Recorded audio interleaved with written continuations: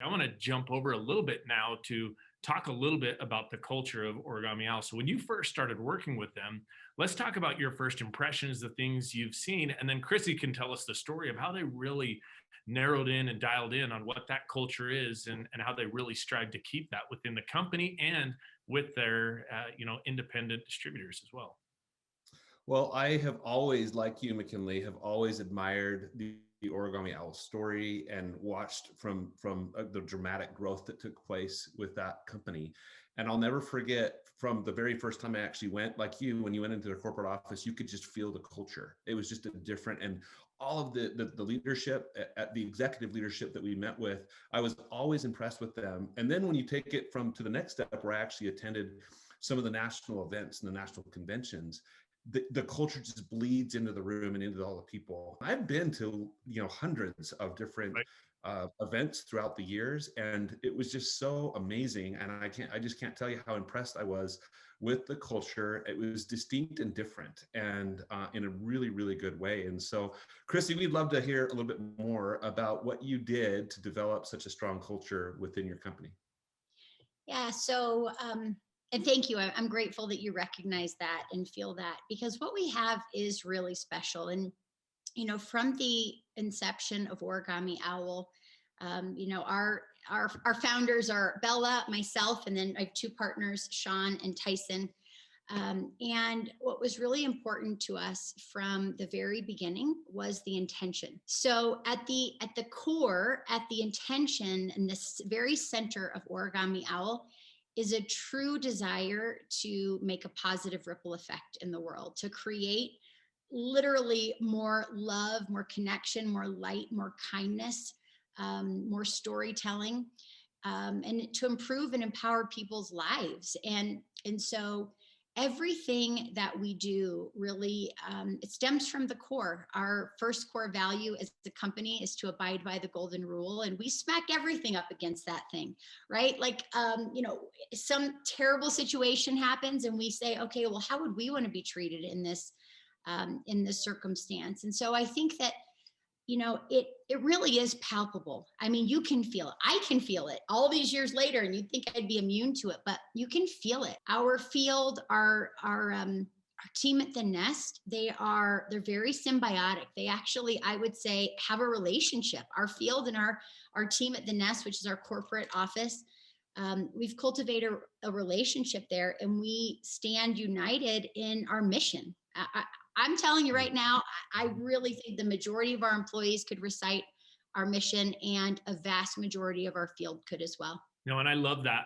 In your office, right, you have those IKEA tables that you added vinyl to that has the mission on there. And, it's one thing you see companies, and we work with a lot of companies. Sometimes you see a company, they're like, okay, we need to define what our culture is, or we need to come up with a mission statement, and it's something that they put on a website and then they forget about it, right, and move on. But really with you guys, I love that aspect. So maybe tell us a little bit about, I love the intention aspect. And we talked briefly about looking at successful companies like Zappos. You loved their culture and put that in place. So what were some of those things that stood out that you had takeaways and said, these are things we're going to make a part of our company?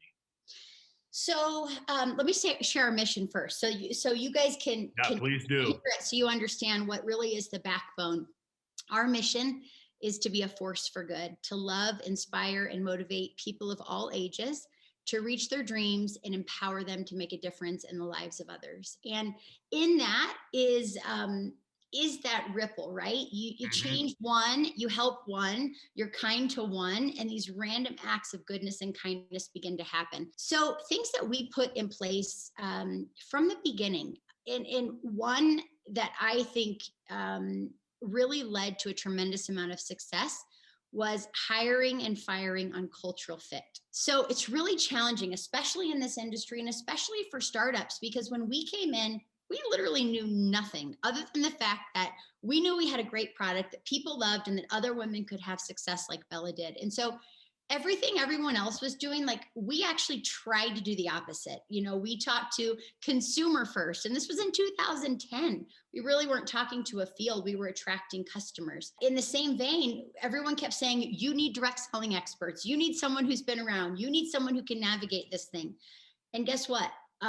When we brought in people that had a vast amount of experience, it actually was a tug a little bit with what we were trying to do, because I think that people know what they know, and we were trying to like innovate in this space and do something that had never been done before. But the piece around hiring and firing on cultural fit, I'll tell you what, one bad apple can spoil the bunch. And when you have people that are truly aligned in your mission and in your core values and your desire to reach the goals of the company, it shines through in everything that you do.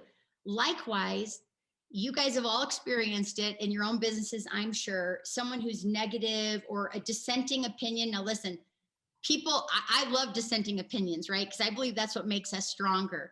But, when someone's in the background and just, not abiding by how we want the company run from a cultural perspective, those people had to go. And it's hard when you grow relationships and love people, but you have to do what's best. And any of you who are business owners out there, you have to do what's best to protect your core, because without that, you've got nothing. No, and I think that's the key part for me, right? Where you may say, hey, this person's resume does this and all these amazing things, but if it's not a fit, it's not a fit, and it really can detract. But at the same time, even if you don't agree on everything, but everyone has bought into that culture and mission, amazing things can happen. I think that's one of the takeaways I've had from our other conversations is it's not about having a bunch of yes men, yes women, people who are going to do everything that you think, right? No, it's about having a team that's going to find the best solution for that mission and culture. And I think the impressive thing for me is, you're talking about some things here that you've done with corporate and hiring, but your culture has, bled into the field completely.